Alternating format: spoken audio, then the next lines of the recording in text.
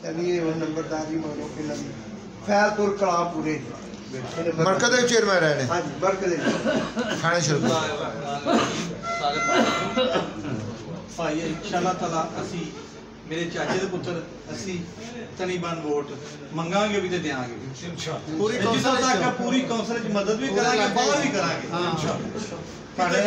जिते साडी सोच हैगी असी उत्थे भी करांगे ते इंशाअल्लाह ताला माड़ी जानी तुहाडे नाल चा इंशाअल्लाह। हाजी मोहम्मद अकबर जी आ जाइए तुसी आई साहब के सारे भरावां चोरी अली असगर साहब दी भी इब्तिदा इत्थे ही होई सी ऐस करो शुरू हुई सी तुहाडी भी हुण फिर चोरी साहब दी नाल चोरी अली असगर साहब दी फिर इंशाअल्लाह इब्तिदा ऐस करो शुरू 2008 तो लग के हुण तक अली असगर मुंडे नाल रहे हां ते इंशाअल्लाह अगां भी अली असगर मुंडे नाल एक घर है अली असगर दा ते चौधरी तनवीर दा ते इंशाअल्लाह अल्लाह दा हुक्म नाल जिवें उन्हें नाल शुरू कीता उवें तुहाडा इंशाअल्लाह इंशाअल्लाह दिलो होके करांगे इंशाअल्लाह। तालियां मारो जी डर ते कामयाब करें आमीन। इस काज नूं जिंदा जेड़ा है ना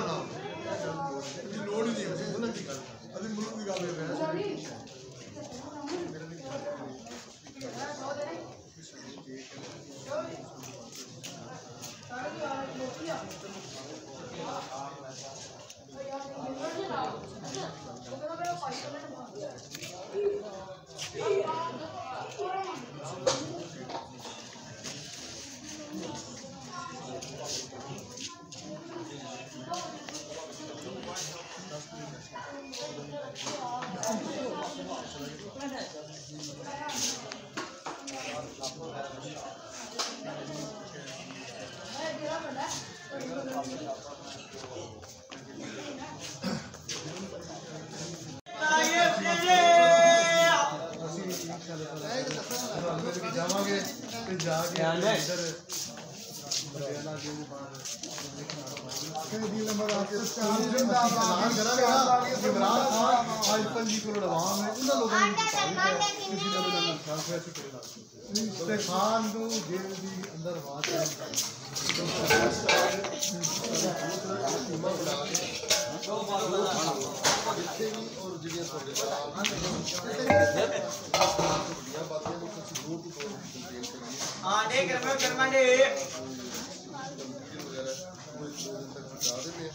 सिर्फ संडे में एक दो मेरे को आ गया दे रहे हैं डोर टू डोर तो हर कार तादाद अच्छी खासी तादाद लेकिन फिर भी हर कार का शायद ना हर कार दो लिखा बारे नहीं कोई चीज़ भी आना तू ही दसो 3 करोड़ तू लिया कि कौम दे दे गरीबा लोगों जेड़ा 3 करोड़ अरब सर जी तुसी जिंदगी गिन नहीं सकते कोई बंदा मैंने गिन के खा 3 करोड़ ये नहीं चाहता ये वो जेड़ी गठड़ी यूसी फैज़पुर कलां में रहनुमा पाकिस्तान तहरीक इंसाफ चौधरी अंसर अली की तरफ से यूसी बर में کارنر میٹنگ جو ہے وہ کروائی گئی۔ اس موقع پر یوسی فیض پور کلاں کی عوام کا کہنا تھا کہ ہم عمران خان کے ساتھ ہیں اور ہم چودھری انصر علی کے ساتھ ہیں، اور جو بھی فیصلہ یہ کریں گے ہم اس کے مطابق انشاءاللہ تعالی ووٹ دیں گے، اور ہمیں اس سے کچھ فرق نہیں پڑتا کہ عمران خان کا نشان بلہ ہے یا حاجی علی اصغر کو کنواں نشان ملا ہے اور اویس عمر ورک کو ٹائم مشین۔ ہم عمران خان کے ٹکٹ ہولڈروں کو ہی ووٹ دیں گے۔ یاد رہے اس پروگرام میں خصوصی طور پر پی پی 140 کے امیدوار اویس عمر ورک نے شرکت کی اور این 114 کے امیدوار حاجی علی اصغر منڈا کے برادر چودھری ارشد علی منڈا نے شرکت کی، اور عوام نے ان کا بھرپور استقبال کیا اور ان کے ساتھ بھرپور محبت کا اظہار کیا۔ چودھری انصر علی کا کہنا تھا کہ میں تمام عوام کا ممنون اور مشکور ہوں، اور پروگراموں کے آخر میں جو ہے بامیہ دا ٹھٹا میں کھانے کا اہتمام کیا گیا تھا۔ اور چودھری انصر علی نے یہ بھی کہا کہ میری امید سے بڑھ کر میری یوسی کی عوام نے مجھے محبت دی ہے۔ دراصل یہ عوام کی عمران خان کے ساتھ بے لوث محبت ہے، اور عوام جو ہے وہ میرے قائد عمران خان کے ساتھ ڈٹ کے کھڑی ہے۔